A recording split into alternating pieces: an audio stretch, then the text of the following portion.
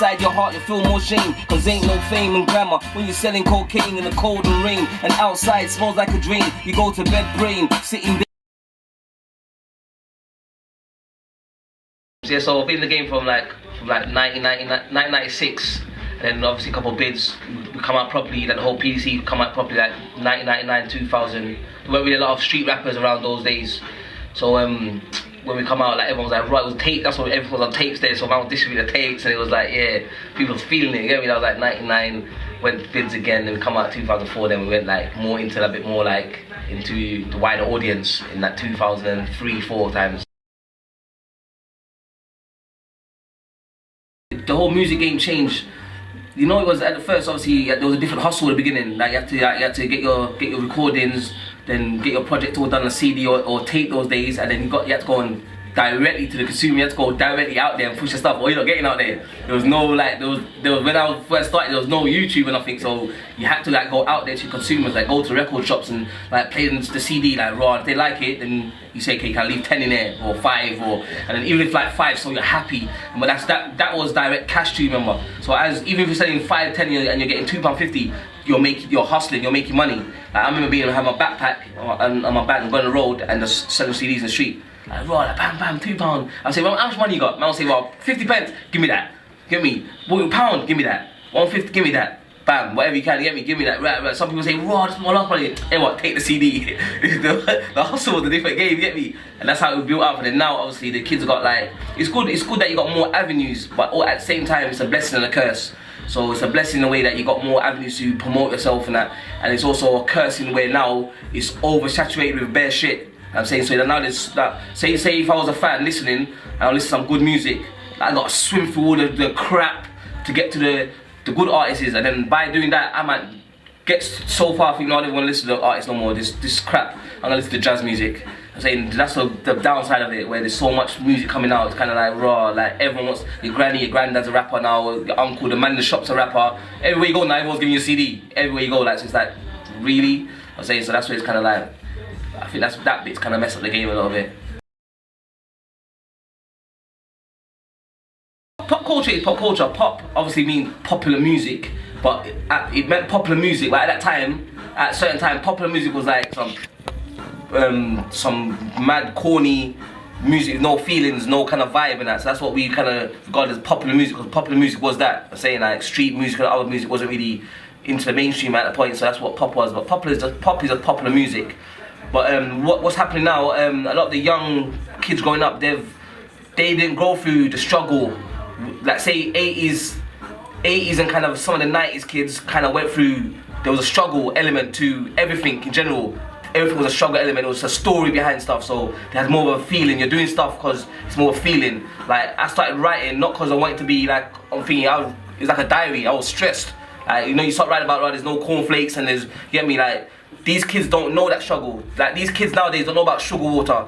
I'm saying they don't know about like having to put like some mad stuff on your bread and everything. They get me. I put sugar on my bread one time and boxed that. You get me, and then drank sugar water with it. You get me, and they don't know about certain things like that. They still don't know about certain hustles where you have to eat cornflakes for dinner, cash. Like raw, well, mum was dinner. Boy, there's cornflakes in the thing. You get me, and to bread. You get me, and they don't know about that struggle, so they can't relate to that. So it's gonna be hard for them. They've grown up in a world where like their mum and that buy them Gucci and all that. So it's a different element for them. So it's more of a like, raw, this is what rap is for us. For they're expressing their journey. Their journey now is like, it's more, you stabbing for reputation and you're shooting for reputation and you're weighing everything's like a reputation thing, like this is what it is. Whereas we was trying to get out of something, saying trying to better ourselves, and it was a real struggle. I'm saying everything was a struggle. Like their one's more like, wow, it's more for a name and make myself look good and take a picture and then post it on Instagram, and then it's a different journey. So their version of the music has gone. They grew up into popular music. They didn't grow up into like the struggle sound. They don't understand about old school, like even Marvin Gaye's and the story behind a lot of these other people growing up. They didn't understand that story. They don't know about it. So to them, who's new to them, like Slim Shady or someone probably new, and even he might not be new to them. They grew up. A lot of the kids grew up on these mad music that's out there now. So they're seeing that this is what rap must be. This is it. If that's what you're seeing, and then even the UK ones that you see on TV, these corny songs, and they're growing up seeing this on telly, so they're gonna mimic it. So that's what it is.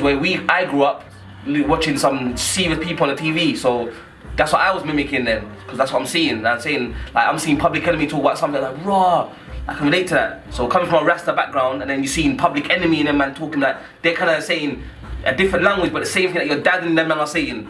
So you're like, raw, this is like what I'm kind of a part of, so you're connecting with it more. So let's say it's a movement you're connecting with. I'm saying then you start connecting with the whole the black movement, the struggles, and different Martin Luther King, Marcus Garvey. You start connecting with Kings and Selassie, and you feel like, raw, I'm a part of this movement. They're not part of that movement. They don't feel a part of that movement. They feel a part of the Nicki Minaj and a new movement, Kanye West, and that's their new movement. So that's what they're portraying, their thing, and that's gonna make them make that type of music. It's not always the best thing. It's kind of, at the same time, it's mashing up our culture at the same time, and it's making a lot of us sell out our culture at the same time. But it is what it is, and I just say for that kind of thing, I don't kind of like start saying, you know what, dissing all the new artists and dissing all the new people. Instead, I try to say that, you know what, the people that are on a certain level, let's kind of stick together and let's build. I'm saying to you, let's build our own. We need our own culture still. Let's kind of save our culture and build on certain things. When I started dropping bits of spoken word, what that was now, I went through my everything I do is representing the what I'm going through in my life at that moment. I'm not one of those people that just make things up. Like, everything goes off of my sound, what I'm doing right in my life at the moment. So if you hear me making some happy songs, then I'm in a happy place where I just want to rave, or I feel that mood. If I'm making sad songs, then I'm really in that sad place. If I'm making deep spoken word, then I'm reading and I'm in that zone at that moment. So there was a time where nothing was happening in my life, and I started reading and going back into the books. I saw the whole music changing, and I saw the cycle that's mashing up our culture, and I'm saying, raw. So I started going back into my books and reading enough, and then the whole I started looking to different religions and a lot of stuff, and started changing my whole concept on a lot of things. See, I'm one of those people, I looked in for that spoken word, me, God and the devil. That was also, I was also, a lot of some Muslims found that offensive, some liked it, but what that was as well is targeting, because especially a lot of black people, we go into like a lot of religion and we lose ourselves. So I'm one of the people, your religion to me is a personal thing. Like, I don't go on telling people like, you should be this, or this is the right way. Now, this is just for me. At that time, I needed a certain discipline, so I went in a certain direction.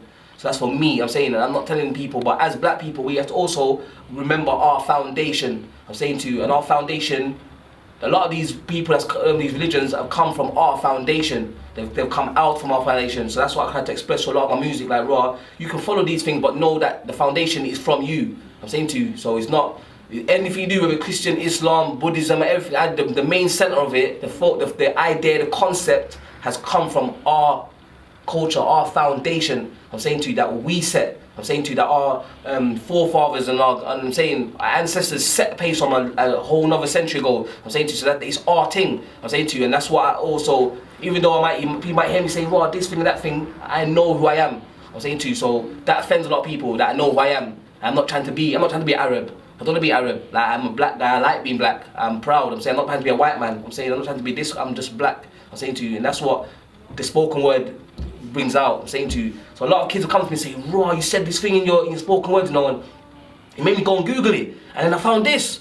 And then, raw, fam, so that my whole life has changed. I didn't know that. I'm saying, raw, from one word I said, they just went and Googled something, and then they went to a whole other world. And that changed their life. I'm saying to you, so that concept of the spoken word, that's what I was doing it for. I'm saying to you, so to make people listen, because I felt like at the time when I was doing that, it was accident. I was in the studio doing a track on the beat and that. Then the guy was mixing down, they took the beat off, and I heard it, and I was like, oh, the song was like, oh, that sounds powerful, fam.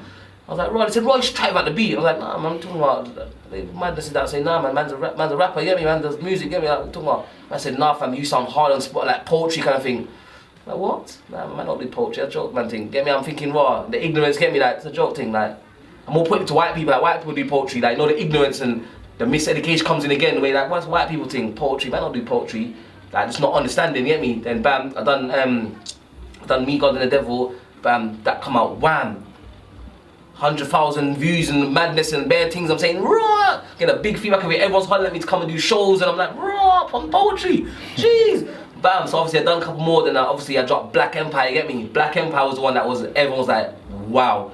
That just kind of, Because I think a lot of people thought that raw.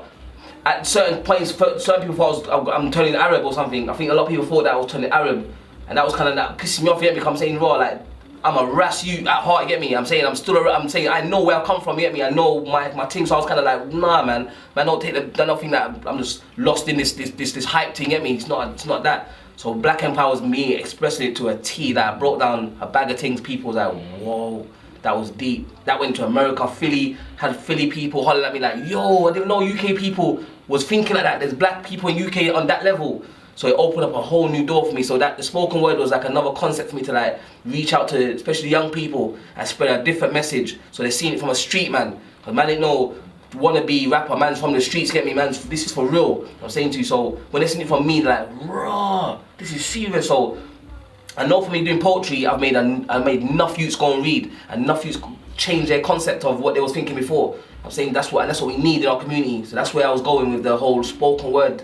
Well, it is, even though we see that a mirage of this music on the telly and everything, and we automatically think that this is what everyone wants, because it's out there. So we're thinking, wow, this must be what everyone wants, but no, those people, those organizations and corporations have a lot of money, so they're paying for like major advertisement, major publishing, major everything. So they have the money to do that. When you see it so much, you then buy into it.